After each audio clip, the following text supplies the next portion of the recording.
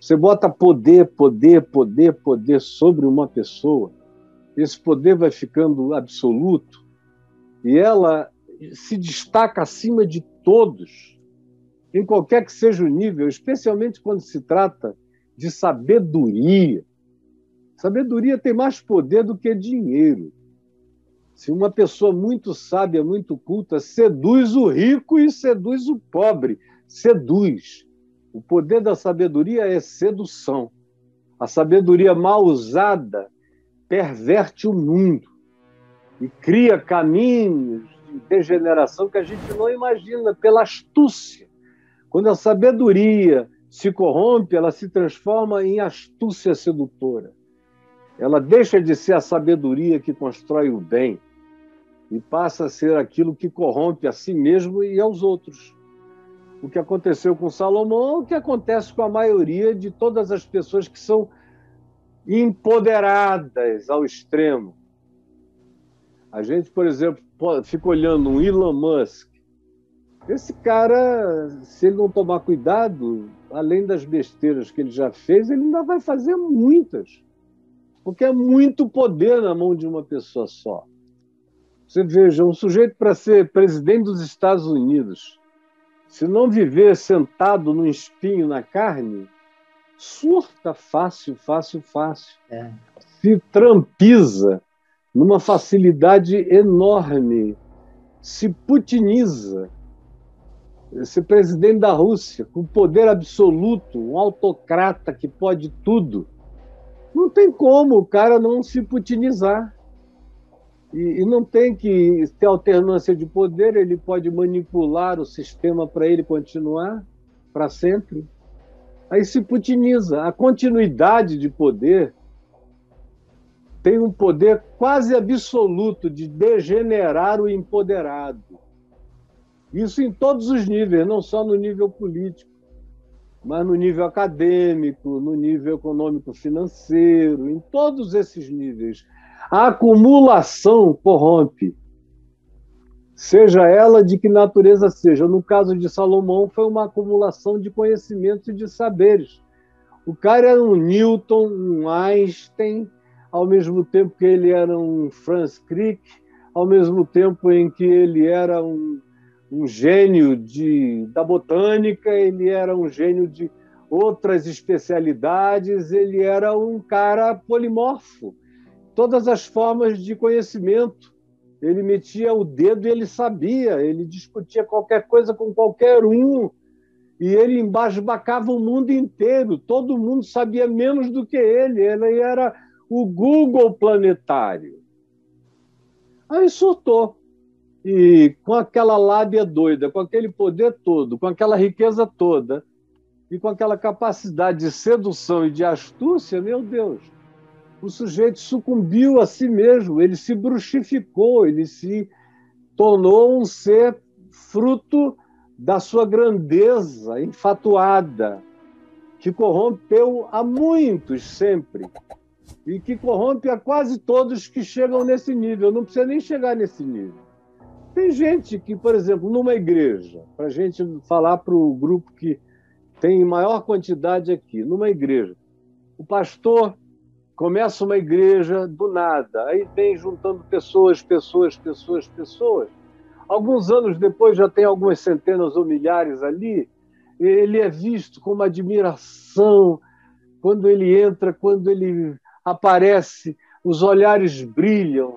Eu sei disso porque foi o que eu recebi a minha vida inteira, desde 18 anos. Esse olhar incandescente, brilhante. Eu estou há 50 anos sabendo o que é isso. E, meu Deus, as milhares de pessoas, você entra, tem aquele... Se o cara não estiver com o coração em Deus, todo dia, sabendo que ele não é nada, ele é só um vermezinho, que um peteleco acaba com ele, que o que tem de bom nele é graça, é favor imerecido, é dom de Deus, não foi ele que produziu, foi dádiva. Se isso não for recorrentemente praticado e lembrado como quebrantamento, o cara surta suave, sutilmente, Às vezes ele próprio nem percebe, mas quando ele vê, ele já está longe do caminho. Está longe. Se distanciou da vereda e nem notou. Como acontece com quase todo mundo. Aí eu estava falando do pastor local. Como acontece a 3x2. Aí ele é um cara querido, gente boa, inteligente, todo mundo ama, ele é sério no trato. Ele, quanto mais assim ele seja, mais admiração ele terá, de homens e de mulheres, de todas as idades. Então, os momentos frágeis da vida dele, os momentos de fragilidade emocional, afetiva, de cansaço, de burnout, de estafa, ou de fadiga, ou de encheção de saco, ou de opressão demasiada da tarefa, do trabalho, disso tudo, vão criando no coração dele aquela autoindulgência. E o sujeito começa a dizer, eu posso me permitir certas coisas, eu sirvo a tanta gente, a minha vida é útil ao mundo inteiro, pelo menos a essa igreja toda, a esse mundo todo, a tantas famílias, e eu estou tão exausto, tem tanta gente aqui que faria qualquer coisa por mim. Se eu chamar e disser, posso ir à tua casa para uma moça solteira ou divorciada ou jovem, ou seja lá o que seja, eu posso ir até a tua casa tomar um café? Ela vai querer que eu vá na mesma hora. Se eu chegar lá e disser, eu estou tão cansado, e ela for uma massagista, e eu disser, você podia fazer uma massagem em mim? Ela vai fazer, e se eu for 4, 5 vezes, vai ficar íntimo, e se ficar íntimo, a gente vai acabar rolando na cama de massagem. É a coisa mais natural, mais fácil, mais simples de acontecer na face da terra. Acontece com pastores, com sacerdotes, com políticos, com médicos, e não precisa ser ginecologista, basta criar uma dependência paciente-médico, paciente psicoterapeuta, paciente psiquiatra, as figuras maiores, mais científicas, ou mais sabedorizadas, ou mais entendidas, ou mais poderosas, ou que sejam detentoras de conhecimentos, ou de informações, ou de poderes especiais, fazem isso com naturalidade, porque já existe essa atratividade, essa magia, esse encanto já está construído. E no caso de Salomão, meu Deus, era juntar uma fome tremenda, uma fome horrorosa, de volúpia e de eroticidade que foram crescendo no coração dele, uma vaidade imensa, arrogância, soberba, com a certeza que ele tinha da genialidade dele, que superava a de todo mundo, juntou isso tudo, virou um pacote de feitiçaria, de auto-engano horroroso.